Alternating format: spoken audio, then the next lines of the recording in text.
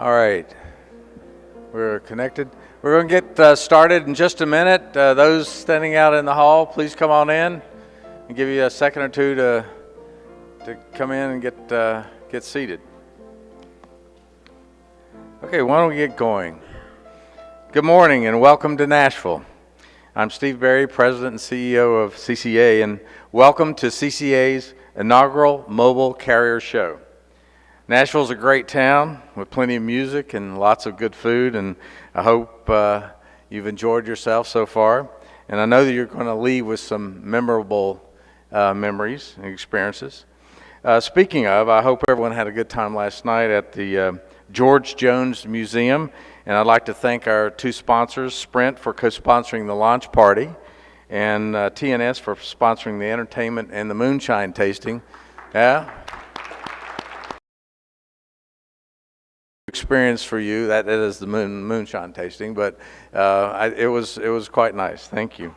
I would like to take a moment to thank the Pinnacle sponsors: Brightstar, Ericsson, Huawei, Interop Technologies, Sprint, T-Mobile, and TNS. Thank you for your continued support, and CCA events would not be possible without the strong support of all of our sponsors. So we thank all our sponsors, but particularly our Pinnacle sponsors this morning. If you see them personally, say hello and thank them. Hope you'll visit the show floor and meet some new members and gather around with some old friends.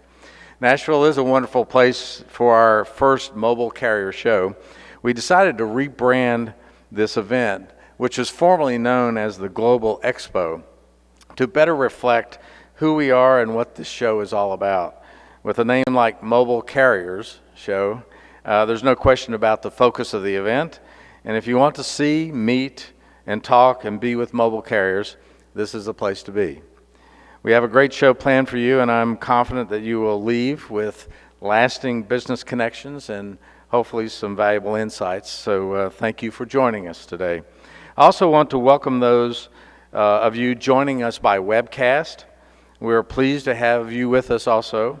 And I thank the broadcast partner, our broadcast partner, RCR, for the wireless, for the live streaming of our events.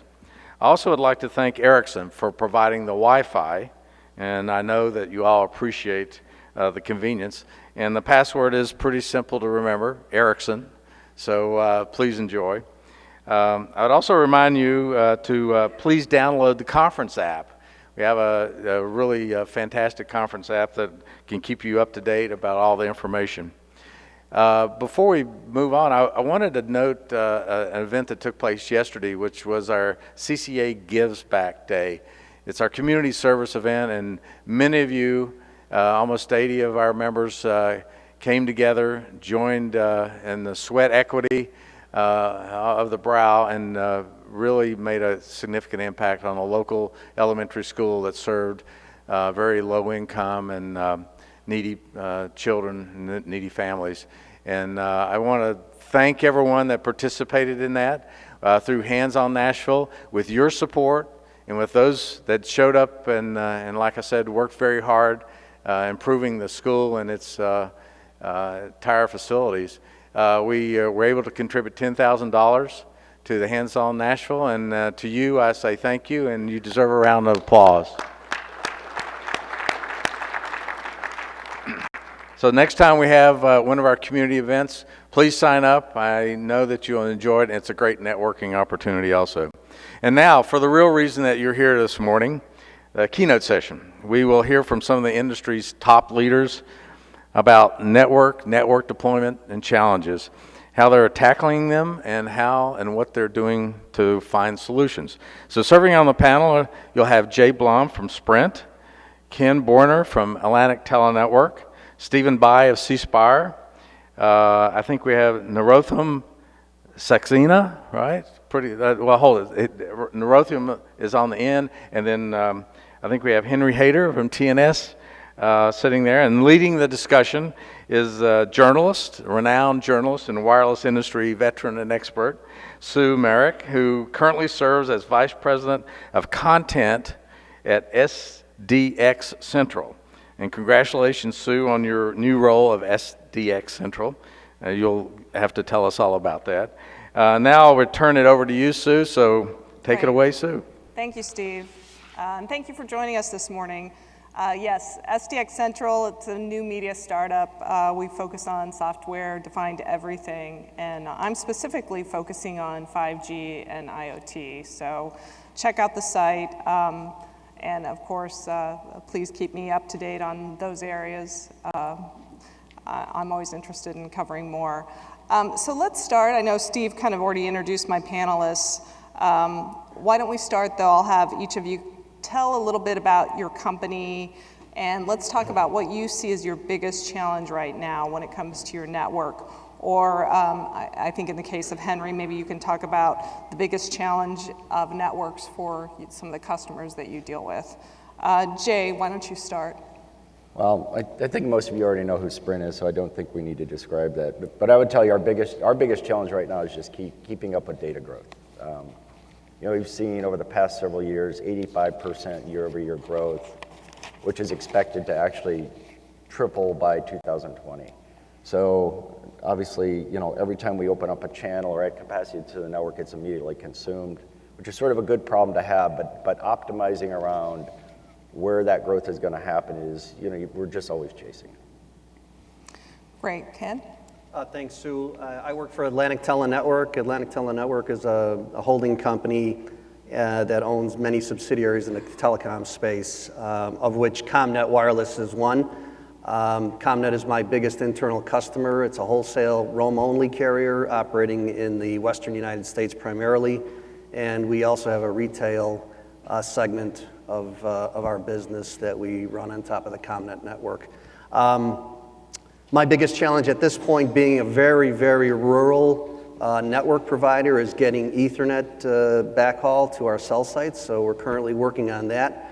And as Jay said, keeping up with the data growth. We have LTE deployed in certain parts of our network, but it's not ubiquitous yet, so we expect to be complete with that over the next year or two, hopefully. And again, our greatest challenge is getting the bandwidth that we need out to these rural cell site locations. Great. Stephen. Yeah, so I'm with C-Spire. C-Spire is a regional operator, really operating from Memphis down through along Pensacola, through Mobile. We have a great wireless business there, as many of you know, but we're also investing very heavily in fiber to the home. And we serve business customers in that footprint as well. And with our wireline business, I think there's a couple of challenges we have. One is, and it's a great problem to have, is keeping up with demand. We're doing sort of a fiber to the home, gigabit Ethernet to the home, with a full package of voice, video, and data. And frankly, we've got a backlog, and we've got customers really beating down our door, and we can't pull that fiber fast enough. It's a great asset to have, and really a very healthy investment for us. But it also integrates very nicely back into our wireless business as well. On the enterprise side, we also serve regional businesses in that footprint that even have needs a little beyond that footprint as well. And again, it's a great problem to have, but there are a lot of underserved regional businesses, banks, hospitals, and the like, and just keeping up with that demand. So in addition to sort of the traditional growth challenges of supporting data on a wireless network, having customers and keeping up with the demand for that growth is a great problem to have. It's interesting, so you're actually talking more about fiber than wireless growth and meeting demand for data. So you're seeing more demand on the fiber side? Absolutely. And what's interesting is there is actually a good strong synergy between the two assets. And so when you look at the consumption model of data, a lot of it's happening in building and happening in home, whether it's in the enterprise or inside the house. And so being able to support that traffic, but at the same time deliver other products and services with fiber, it's a great investment. Today we're doing a gigabit. We can obviously take it higher than that, but it also serves as a backhaul infrastructure for our wireless network as well. So when you're running down the street or down through a town or down an interstate, we can pick up all the cell sites along the way, but at the same time go into a neighborhood, pick up the businesses, and then actually take it all the way to the house. So there's a lot of synergy in that investment and a real opportunity to tie the two together. Moving along to Henry, why don't you, what do you hear the most from your customers? Well, so I think the themes are pretty common as far as trying to manage the requirement to scale the network. Where TNS sits in the industry, we kind of fill in white spaces in different communities of interest, telecom being one of the primary ones. And so our customer struggles are our struggles. So as the mobile data consumption explodes, and a lot of that is video, the bandwidth that's required for mobile data roaming increases, and so we've had to scale very quickly, and so that's been a pretty big challenge. The other big challenge that we have and that the operators have is that wholesale roaming in general is under pressure. There's a lot of price pressure, and so that creates the requirement for new service models to be created so that there's different wholesale streams. So a lot of what we're working on is trying to help usher in those new business models and new technology types and make them available for the carriers to use. Narotham, what's U.S. Cellular's biggest challenge? Thank you. So I'm with U.S. Cellular. U.S. Cellular is a regional carrier serving in many rural markets in America. We serve in 26 states with about 5 million subscribers. We have a CDMA network. We just completed the rollout of the LTE network. 99% of our customer base have access to LTE today. The biggest challenge that we have is similar to what others have said. It's keeping up with data growth. Data growth always goes year over year, and we're figuring out how best we can keep up with this space and yet provide the best customer experience. Do you have a challenge with backhaul and fiber, like Ken and We mentioned? do have some markets where the backhaul providers may not be many, and there could be some challenges, but majority of our backhaul is on Ethernet today. Okay, great. So it's interesting. So I'm hearing LTE kind of finally kind of deployed across some of the regional networks. And yeah, data growth seems to be a common theme. We've heard that for a few years now. I think that's not really a surprise. So some people are kind of dealing with, and when we say data growth, a lot of that typically is attributed to video, I think. I think we've kind of consistently heard that. Now, some operators are talking about, ways to densify their networks to deal with some of the bandwidth constraints from all that data or from video services. So is video, am I right in saying that video is a big reason for all that data growth, and how are you handling it, and how are you kind of handling, sometimes we don't always know what area of the network is going to, right? It's hard to predict where this is going to happen and how this is going to happen on our network. So how are you dealing with that? Jay, do you want to start? Yeah, I'll start. So yeah, video is, at least today, is approximately 50% of our data traffic and data tonnage.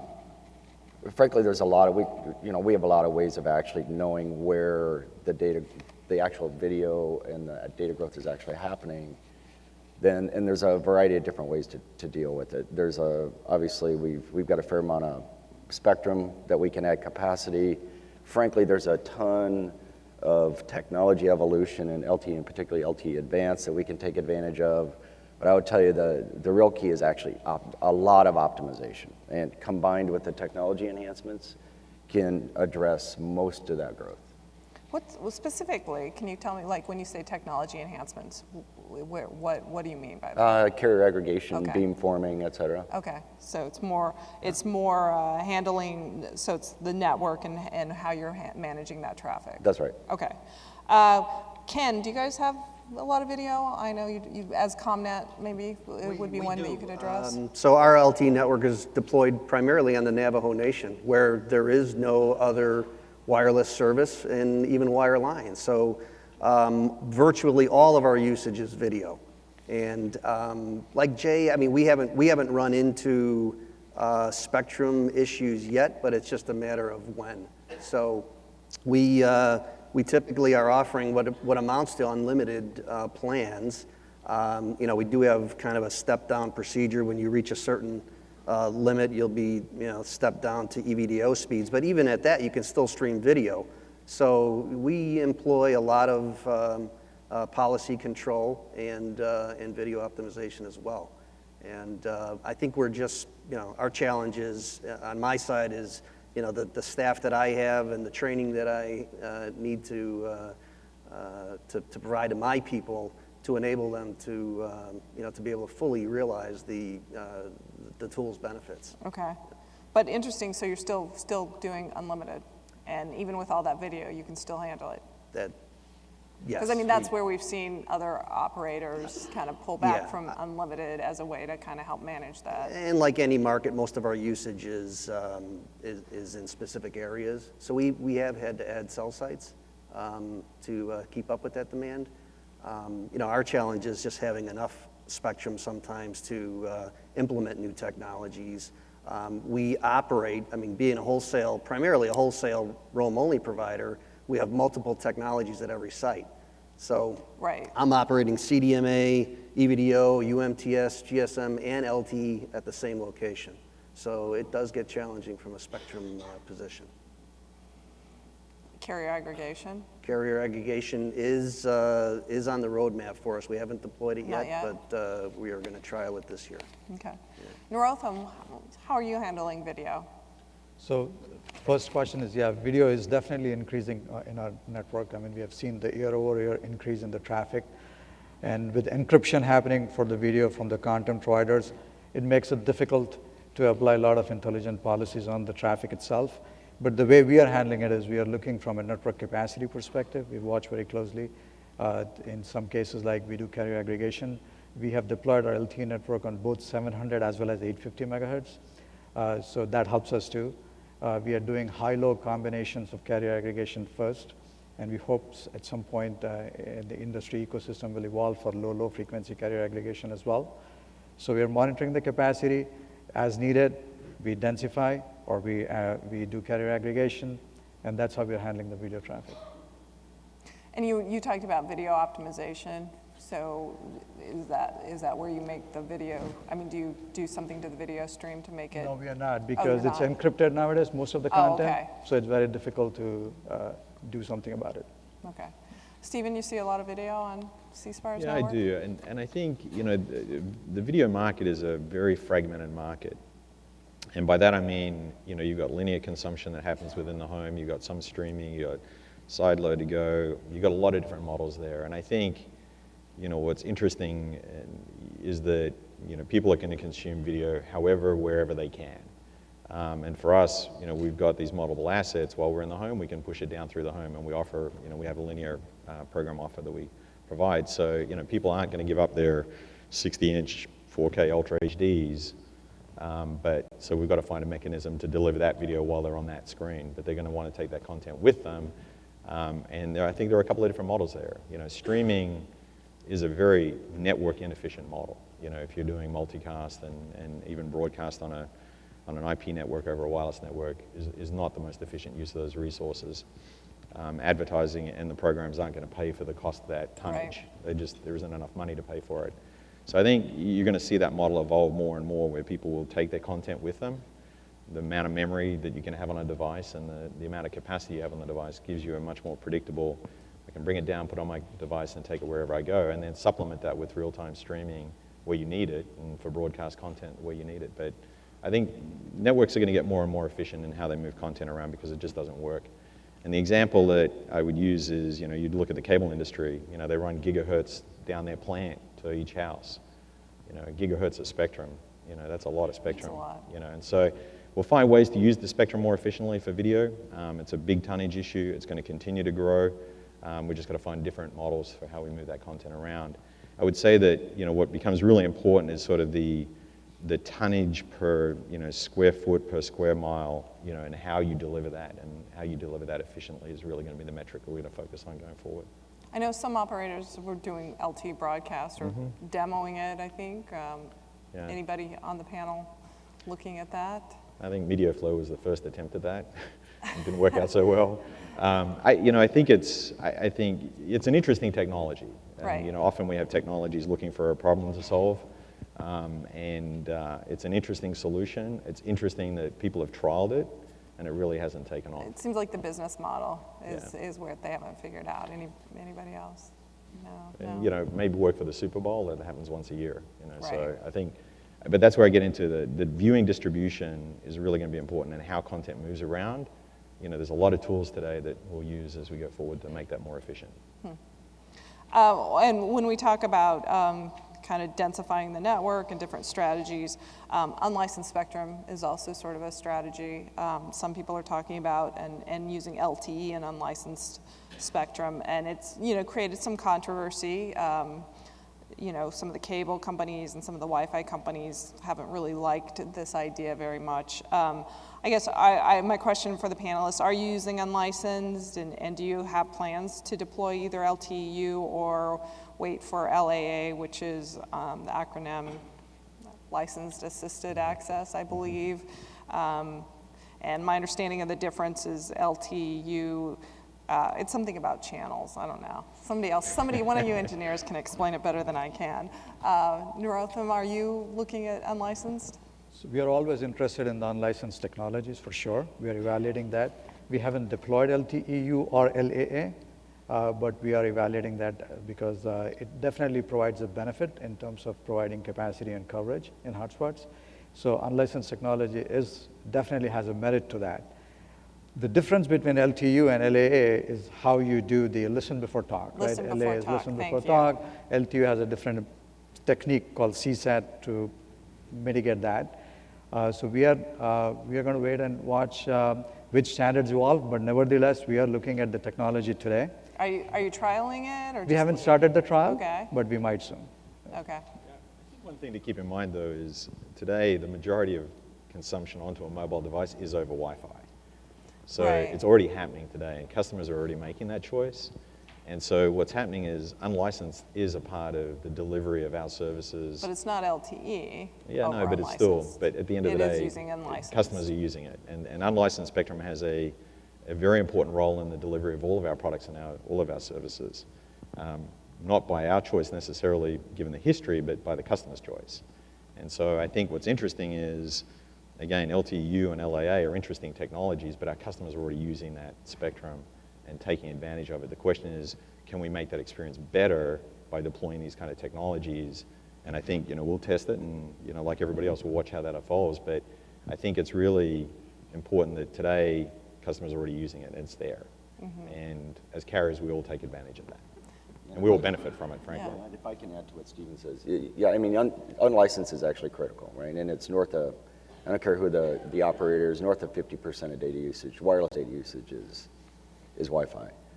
So from Sprint's perspective, we don't have a need for either one of these from a capacity perspective, but so we're sort of in evaluation mode. I think to add to what Stephen said, is the thing that, frankly, to worry about is you're looking at either one of these technologies to actually not mess up the Wi-Fi experience today, because it is so critical to the current customer experience. And how you manage interference, et cetera, is a valid concern. So, go ahead, Ken. I mean, we're looking at it as well.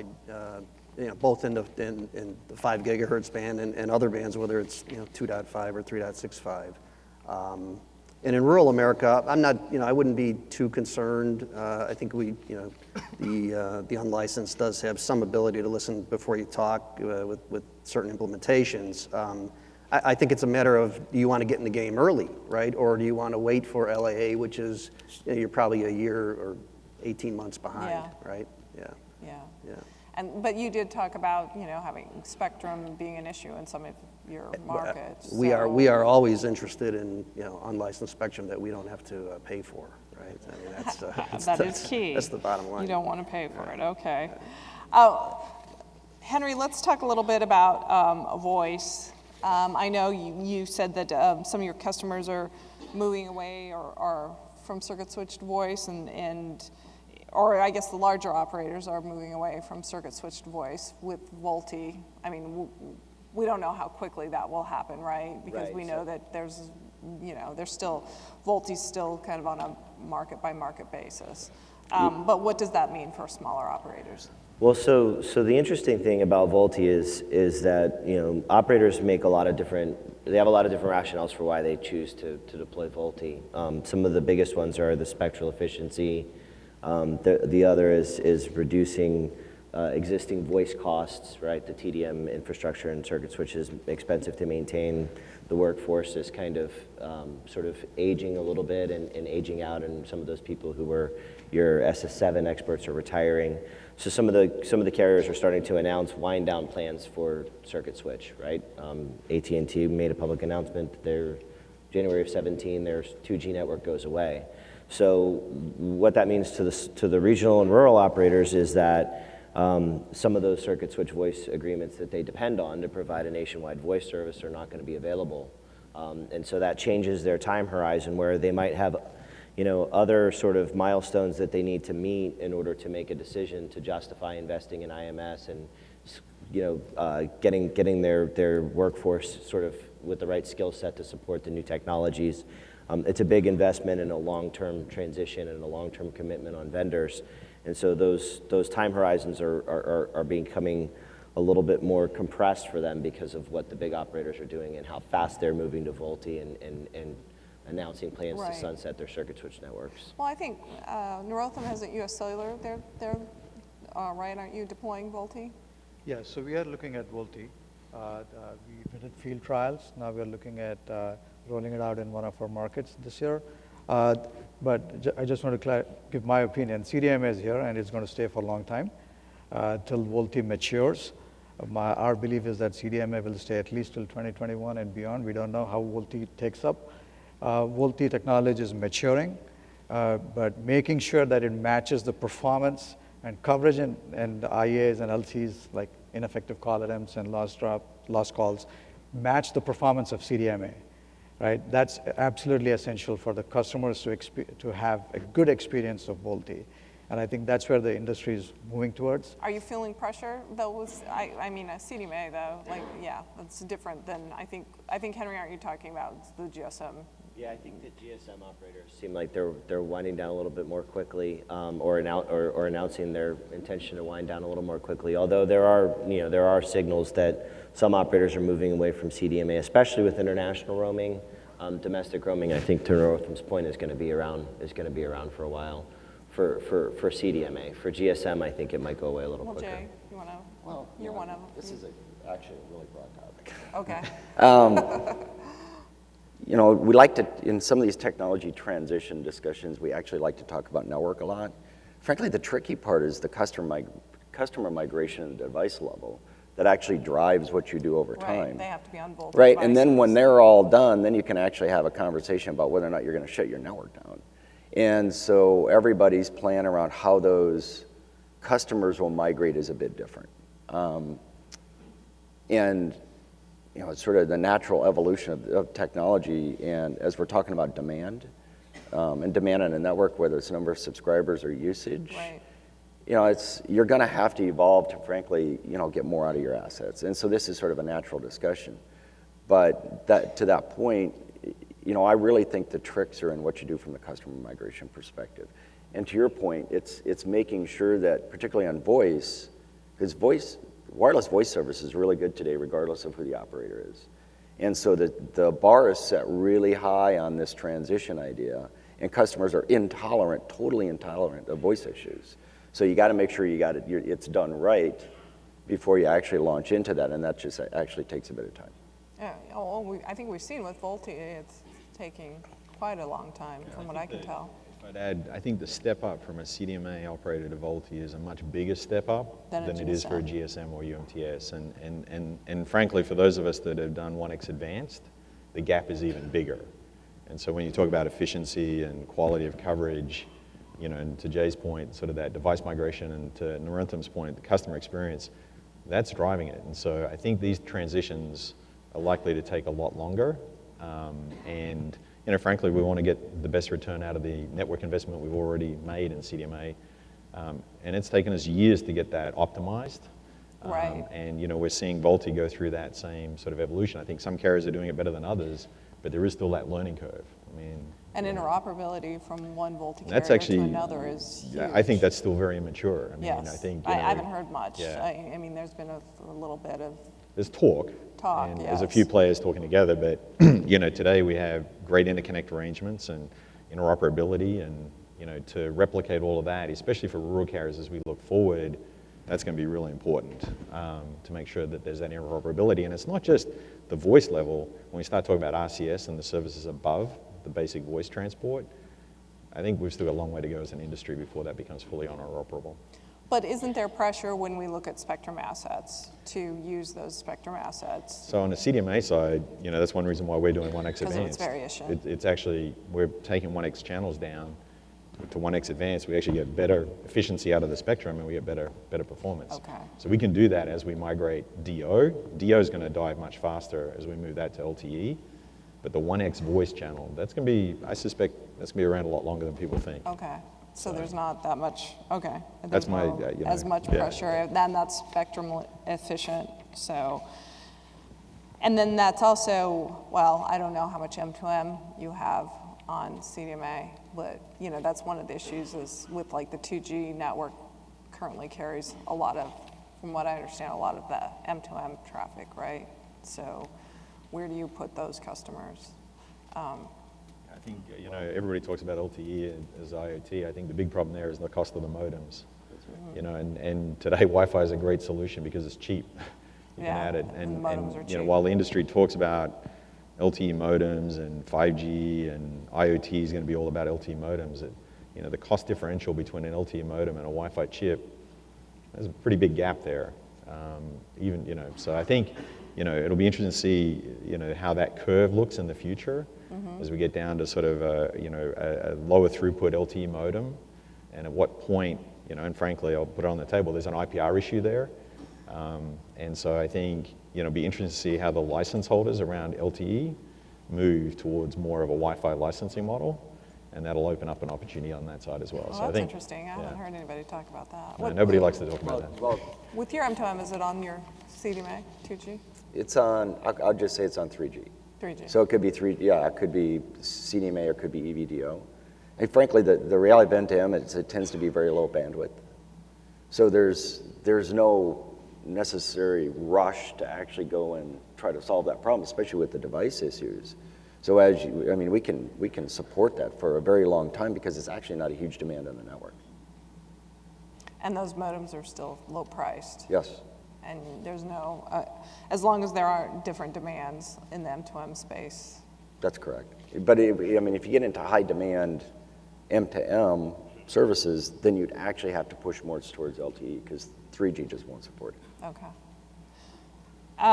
So, some of the things that we're talking about are LTE Advanced, I think, and LTE Release 13.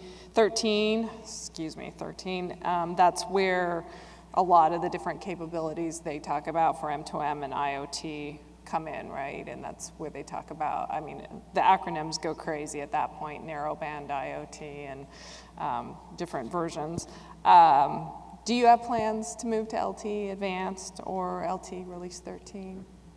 Well, we're already at LTE Advanced, so that's an easy So one. you're there. And like you said, in Release 13, there's a ton of stuff, right? Yeah. So, and I think what everybody will look at is what is in Release 13 that is specifically beneficial to the assets that they have. And so, there's a lot in there depending on, call it your number of cell towers, your spectrum assets, the multitude of different bands at different depths will make everybody's implementation of Release 13 a bit different. Mm-hmm. What about you, Stephen? Yeah, I think, LTE continues to advance, and I think what's going to happen is, I look at it as a buffet, sort of picking up on Jay's point, is you're going to have a menu choice of different things that you turn on. And not everything's going to turn on at the same time for every operator, but we'll pick and choose which ones. You're almost going to be able to pick and choose the capabilities that you want. Because there will be some features that we'll want to support in our network given what we have and our assets, and there'll be different features that Sprint or Verizon Are you there turn yet, on. or are you? We do have some LTE You do have Advanced some features in there. LTE Advanced. Norotham? Similarly, we are looking at a few features of LTE Advanced. The three things that stand out of interest for us. One is carrier aggregation, obviously. Yeah. So we are deploying 2-component carrier aggregation today. With 13, you can do 3-component and 4-component carrier aggregation as well. But the ecosystem has to evolve for that. The other two features that are of interest are, as you mentioned, LTE-M and narrowband IoT. So LTE-M is because it can operate only up to 1.4 megahertz, so it's Right. effective utilization of the channels in the spectrum. So it has a merit to that. Narrowband IoT is up to 200 kilohertz, so still smaller sliver. So I think it's a good thing. And the gains that you get for coverage gains for the M2M is pretty significant. They're talking about 15 to 20 dB, which is huge. So we are interested in those. As and when they become available, we will deploy them. And do you have a significant M2M business that you think would work on those LTE? We have some M2M business, and we have a whole group Roaming. focused on that right now today. Yep. Okay. Yep. Ken? So, I mean, we haven't deployed it yet, but I mean, a couple of the things that interest me, the better performance at the cell edge, right? I mean, because that's in rural America, that's what really is detrimental to our network performance. And I think 13 delivers a lot of improvements there. And anything to improve our spectral efficiency is something that we are always looking at. Now, I know the 600 megahertz auction is happening right now, and you might be sitting there wondering why I haven't asked a question about it yet. I think many of the people on the panel can't talk specifically about the auction, but maybe we can talk in general about new spectrum and I mean, we've already talked a little bit about unlicensed spectrum and how that's important, and how do you integrate new spectrum into your network? Is that through carrier aggregation, or do you look at different services depending on where the spectrum is in the channels? Can we just be a little bit general about this? And I mean, if anyone wants to talk about the 600 megahertz auction, you can do that. You know, I can tell you. I mean, we're gonna be involved in it. My greatest challenge is finding a band, being a wholesale roam-only carrier, finding the least common denominator in terms of a band that all of our customers can roam on, right? So yeah, you don't want a band that no one's going to roam on, because that doesn't help you at all. Right? That's right, and our costs, obviously, in not only in spectrum, but in deploying the equipment to support that, right? The infrastructure costs have come down tremendously over the last 5 to 10 years. It's the cost of deploying it that is really prohibitive from putting up RRUs and antennas to support multiple frequencies, right? So we take a close look at every auction and try to determine what's going to work best for us. So and I think we regretted not being part of some of the past auctions. Okay. Anybody else want to address anything? No. Well, I don't think I'll talk about the auction because my regulatory friends here are going to shoot me down if I say. Okay. So speaking in generalities, I think spectrum is the most precious asset for any of the wireless operators here, right? So it helps us with coverage and capacity, and also it helps us with providing higher data rates to our customers by aggregation. So if and when it becomes available, we'll definitely put it to good use and aggregate it with the other spectrum that we have. Yeah, I think one of the important points, and just picking up on Ken's comment, is the interoperability requirement for any band. I think that's mandatory going forward. Right. What we saw in the 700, sort of the chopping up of the band, that should never be tolerated going forward. So I think, from a regulatory structure, I think they've made the right calls on that to hopefully facilitate that. But I think, all of us are dealing with multi-frequency networks. So, we're running 700, 850, 1900. We have AWS spectrum as well. When you're dealing with that multi-frequency, the one thing that, concerns me going forward is you start adding all these frequencies and the different RRUs and putting them up on the tower is the tower structures themselves. So the towers are concerned, because it used to be the devices, the radios. Yeah. How many radios could you fit in a device? And that seems to is that still a concern? Yeah. But, okay. Yeah, and we will talk about that part of it. I think one of the things that I find interesting is any new band that comes out, you just look at towers in very dense urban areas and areas where zoning is really tough. It's tough for us to get on those towers, but you look at these towers and they're pretty big and heavily loaded. And so when you start thinking, okay, there's new bands coming into the market, which towers are these going on? And 600 and the fiber and the fiber. Yeah, is that fiber's in most of the urban markets. Okay. I think it's when you look at these towers, some of these towers are 15, 20 years old, and they got a lot of stuff on them. And so when we go in and we're having to go in and do structurals and reinforce the tower, and there's a lot of loading on those towers. So I think over time it'll be interesting to see what happens in that space. And so it'll pressure antenna design.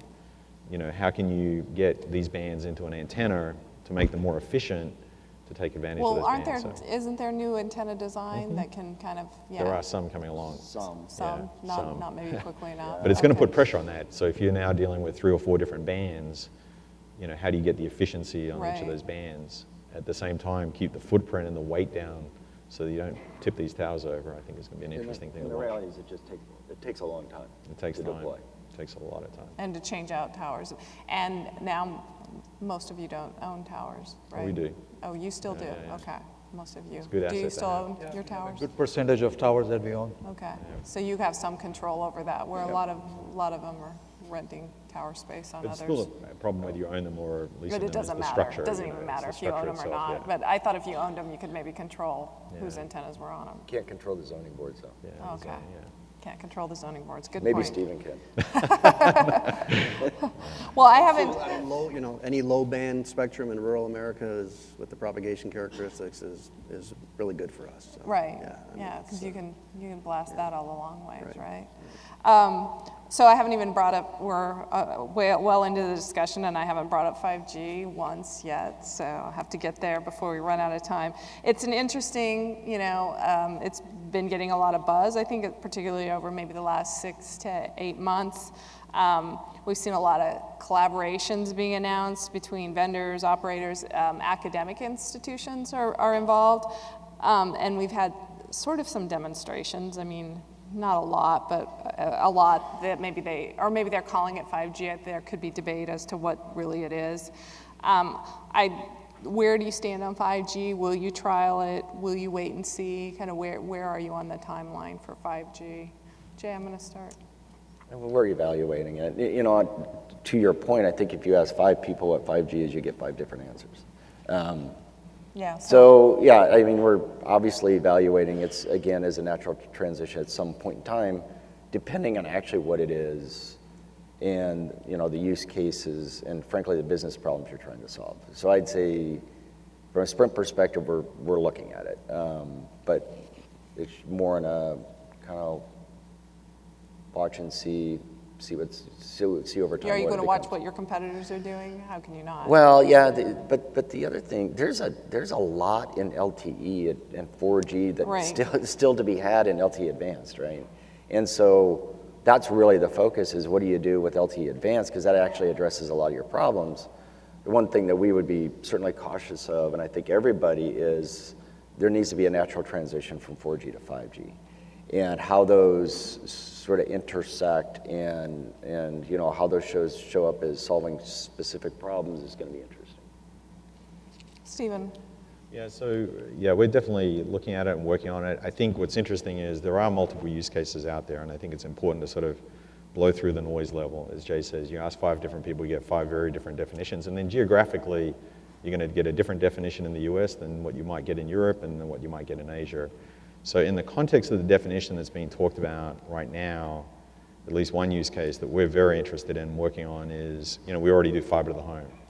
And so we're doing that model and we're taking fiber to the curb, and we actually already have a pretty deep holding in 28 gigahertz spectrum in our markets. And so, for us, the use case that's being talked about is the use of that spectrum within the context of that last 300-400 feet. And that's something we're looking at. I think. So the millimeter wave. Yeah, and we have access to that spectrum. It's and we have the fiber assets to be able to get it to that point in the network, and then we also have the business, sort of the use case that supports that model, delivering voice, video, and data into the house. So, in that context, if you narrow the definition down to that sort of use case, we're extremely interested in that. In fact, working on it. I think the interesting thing about that band, as you get into those frequency bands, one, you have the depth of spectrum, but you're also now dealing with some, I think, very interesting technologies that build on LTE and LTE Advanced around beamforming and massive MIMO. Because when you start getting into that band, you're dealing with, sort of foliage challenges and rain attenuation. But, if you look at where the technology curve is and where it's headed, our ability to, deploy massive MIMO in that 28 band and also sort of the beamforming and the sophistication in the device makes it much more intriguing. But in that case, you're not dealing with a mobile phone, you've got something attached to the side of the wall. Because one of the things that worries me... It's probably video. It's probably some form of video. Exactly. And so we know, though, like rain attenuation and stuff can be an issue, right? Yeah, they can, but it depends on the range, and that's where technology comes to help us. But I think it's still, for all the noise it gets, and we saw this on 3G, you saw it on 4G, a lot of hype, a lot of media, a lot of press around it. But these things take time. Technology evolves, and I think right now the consensus seems to be around 2020. But I think you're going to see earlier use cases before that. But not, again, it depends on how you define 5G. But when it comes to sort of a portable, semi-fixed, point-to-multipoint, that are elements of that technology that evolve from LTE, I think you're going to see that earlier than 2020. Ken, what do you guys think? I think I take two perspectives on it. One from what does my retail customer base want, and like Jay said, we got a long runway on our 4G network, right? We've invested a lot of money into it, and we have to be we have to get our money's worth out of it. My other customer base obviously is Sprint, Verizon, AT&T, and T-Mobile, and from a wholesale roaming 5G, perspective. you're gonna have to do 5G, right? My challenge is, I'm a step or two behind those guys, right? But keeping up with what they're doing and being able to serve their needs. So, typically I'm probably a year behind what they're doing. And that's what makes sense, because we have conversations with them about how they want to roam, what kind of technology they want to roam on, and what they consider good enough for the customers in those parts of the country. Anybody else? Yeah, so we are very active in NGMN and GSM ADIS and PP in the 5G work. All the standards bodies? All the standard bodies. The industry view, which we concur with, is that initially 5G may be used at higher frequencies like millimeter wave, centimeter wave for providing high data rates. But LTE is needed for 5G to work because it gives you the coverage. Right. And you'll have a dual connectivity, so the device will have two stacks in it, and it'll look at both the networks. So we are interested in looking at what the 5G waveform looks like at high frequencies. The good thing is the industry is converging towards a variant of OFDM, which is a good thing. We want to study the propagation characteristics, the link budget, and beamforming techniques that come at millimeter wave for 5G. And if that warrants us to do a trial, we will consider doing a trial, but right now we are in evaluation mode. Okay, key to 5G, and this of course is sort of my near and dear area, is the virtualization of the network. In fact, a lot of people kind of describe that as being kind of a stepping stone to 5G. You need the virtualization part of the network done in order to really take advantage of the 5G capabilities and to deploy new applications more quickly. But it's a big change to the network, right? We're separating different layers of the network. It's also kind of a change to workforce because a lot of it is much more software engineering versus hardware deploying. Yeah, so I guess I want to throw that out there. Are you virtualizing your network, or are you looking at ways to virtualize your network, or is that even important to what you're doing? So, Jay. Yeah, we're looking at NFV and SDN and those specific technology things. I think this is sort of a theme here. Whether it's 5G or 4G advanced or whatever, the real issue and problem to solve is actually scaling the network due to the demand. And so whether it's NFB and where you actually do it and how you do it, or SDN, I think are technology principles that you actually look at to be able to scale, and I do think it's required. I think there's specifics around every operator's implementation of those. Right. Frankly, there's a lot of that already kind of deployed specific to different service platforms, but to actually stitch the technology across the entire core network is certainly a leap. And to do it without and to leverage the assets you've already purchased, that becomes the tricky part. Okay. Is how do you find the right inflection point to take the big leap towards it? Okay. But you can do it gradually with certain applications, right? Potentially you could, yes. Potentially. Yes. But yes, eventually you're probably going to have to make a big leap. It's just when Sure. is that point? Yes. Stephen, how do you guys look at it? No, I think it's interesting. It's a topic that's gotten a lot of conversation, and I'd say there's two angles. One is, and there was a phrase that I took from somebody else a long time ago who said, this whole model lift and shift. There's this idea of take the software, virtualize it. To me, that doesn't get the full benefit of the promise of SDN and NFV.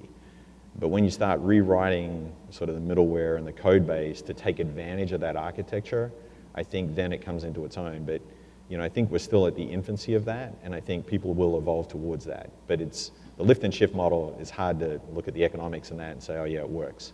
I think when you start seeing the software architecture evolve to take advantage of that architecture, I think then you get the resiliency, then you get sort of a lot of the benefits that are promised by that. But the one thing that doesn't get a lot of conversation, which I think is probably just as important for us as operators to solve, is the whole OSS and operational model around that virtualized environment. And by that I mean, historically, if we have a problem with the switch, we know which vendor to call and pound on. If our busy hour call attempts drop or we see KPIs that fall out of line, it's a one throat to choke kind of model. And we have all the Right. tools and all the systems in place to be able to isolate and identify where that problem is. Same goes for the data network, same goes for block calls, drop calls. We have all those tools in place. When you start getting into a virtualized environment and you're now talking about open source and software from different players and hardware from different players, Very different players, yes. who's the throat to choke, and does the burden now fall back on the operator? And then now you're dealing with tools. In fact, I won't even talk about which carrier it was, but some of you will know when I say it, a lot of these guys are still using Turks. I don't know if you guys know. If you're on LEC, you'll know what Turks is. But they're still using that as a tool inside the LEC. And so, these are tools that were developed, 20, 30 years ago. And so I think the whole OSS and the operating model has got to catch up with where the technology is taking us. But I think there isn't enough work on that right now. That's what I see. And you've got to take a team and a model that works today and works very, very well, take advantage of this technology, but migrate that in a way that you don't leave all these people behind and all the tools behind. But when we talk about the vision of 5G and the different use cases, don't you almost need that sort of a setup to make those? No? I don't know. I don't see one as a prerequisite for the other. Okay. And it depends on the use case. So when I look at our use case, I'm like, hey, I want to deliver, higher speed over a better waveform on the radio. And the other thing to keep in mind is the majority of the capital investment we make is not in the core. The majority of the capital investment we make is in the RAN. And so even if you say, I'm going to save, 50% on my switch, it's a small percentage of the overall spend that we spend. I mean, we spend a lot of money constructing networks and managing Right. construction crews. And Right. so the software and the hardware oftentimes is a small proportion of the overall spend. Now, if you can get the operating efficiency, that's not coming from NFV and SDNs per se. It's the tools and the other things that have to go around there to manage it. So, Henry, when you look at your, is that a concern, or do your customers even talk about SDN and NFV? I mean, it seems like when you're talking about IMS and things like that, that would be a software. Right. So the way that we run our business in general is, we look at virtualization a couple of different ways. Obviously, virtualization in the back office Right. has been around for a long time, and everybody does it. You stack IT applications and things like that, and it's a way to achieve scale. For us, one of the things that's obviously our biggest initiative is the CCA Data Services Hub, and we've taken very careful steps to make sure that the platforms that we deploy are virtualized and capable of operating in an NFV function, because we think that pushing data egress to closer to the customers for roaming is important. We think that and in some cases it's a requirement, like for VoLTE, emergency calling will have to still be local Right. breakout, so that means the PDN gateway needs to be able to support that. So when we invest in capital and we make vendor selections for our underlying platforms, we always look at global licenses and virtualization as a key requirement. I think as everything starts to ramp up, then we'll see the virtualization that happens already as a means of achieving scale become something that changes the architecture. To Stephen's point, as the software and the service layer learns to take advantage of that flattened out architecture. Okay. Anybody else? And we've, I've taken a CapEx and OpEx perspective on it, and I agree, Stephen, that most of the investment is in the RAN these days, but every penny counts. So we've done 2 platforms, virtualized 2, an RNC, which is up and running, operational, and it was installed and commissioned in less than 3 weeks, which was unheard of, 5 years ago. We're also moving to a virtual EPC. We'll have that launched later on this summer. And again, I only had one MITSO location, so being in rural America and LTE and 4.5 or 5G latency is going to be a big issue for me. So we struck a deal with this particular provider that we could put instances of this virtual EPC in basically any location we wanted for very little cost after the initial installation.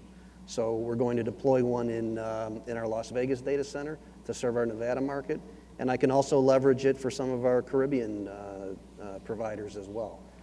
So it's been a great investment for us, and like I said, I look at it from a cost perspective and being able to react quickly, which is something that I need to do in the business that we're in. When my customers come to me, say, hey, I need this, I need it here, I need to be able to move quickly. Right. And this will allow us to do that. So 3 weeks, pretty good. Oh yeah, I mean, 5 years ago, that would have taken 3 months. Yeah. Right. Anybody else? I think we are out of time. We wrapped up perfectly. Well, thank you for joining us this morning, and I think I'm turning it back to Steve. Is that right? Thank you, Steve. Thank you, Sue. Great round of applause for our panelists. Thank you so very much. Just a couple announcements. Now I'd like to invite everyone to join us in the hall, the exhibit hall, for lunch. We've changed up things just a little, so to give you a little direction here. It's often said that there's no such thing as a free lunch, but this is about as close as you can get to this. Please visit our generous sponsors of Interop Technologies. They're at booth 525, and Reliance Communications, a new member, at booth 540, to see what they're all about, of course, but also to pick up a voucher for a free lunch. So yes, you heard that right. They're going to give you a voucher for a free lunch that you can use at any of the 3 vendors that are in the hall. I think you'll see the hall is different and unique type of setup than we've had before. Hope you'll enjoy it. And again, booth 525 for Interop Technologies, and Reliance Communications booth 540. They'll be there with, I'm sure, maybe some paraphernalia to go along with the voucher ticket, but I'm sure that they'll be happy to give you anyone that drops by, anyone and everyone. So I also want to point out that by popular demand, the hall, the exhibit hall, will be open all afternoon this year. So take your time, visit the exhibit booths at your leisure. Hopefully you'll have plenty to eat. And I note that we have a number of interesting seminars that we'll be doing concurrently with the hall open. This is a new modification. And the workshops this afternoon will occur at the same time. So please check the list, the schedule, identify the ones that you'd like to attend, and then hopefully you all will be ready to join us for the happy hour in the hall at 4 to 6 o'clock. So please go get you something to eat and enjoy the day. Thank you.